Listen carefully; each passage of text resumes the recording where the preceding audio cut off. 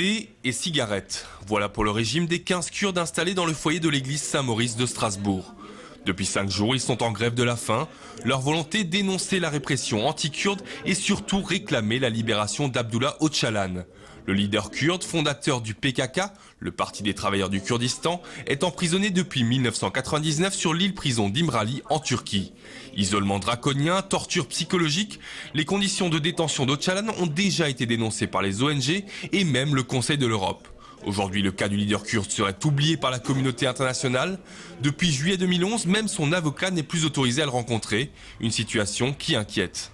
Aucune visite, aucun message. Donc nous ne savons même pas si M. Öcalan est vivant. Donc nous craignons le pire. M. Öcalan est l'acteur principal mandaté par le peuple kurde pour trouver une solution politique et pacifique au problème kurde.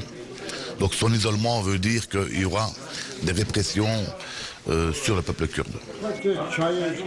Nous irons jusqu'à la fin, donc nous sommes vraiment résolus. Il vaut mieux que 15 personnes meurent que des milliers de personnes meurent. En décembre dernier, 35 villageois kurdes ont été tués par des frappes aériennes de l'armée turque. Celle-ci les aurait confondus avec des rebelles du Parti des travailleurs PKK, un parti au passage toujours considéré comme terroriste par la Turquie, les États-Unis mais aussi l'Union européenne. 4 000 à 6 000 Kurdes, des élus, avocats, artistes, journalistes seraient emprisonnés en Turquie. Quant aux manifestations, elles sont violemment réprimées par le régime de Recep Tayyip Erdogan.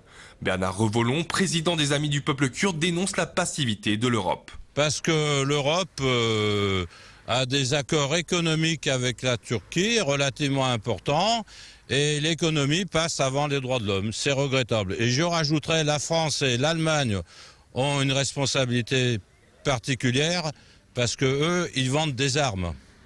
Ils vendent des armes à la Turquie.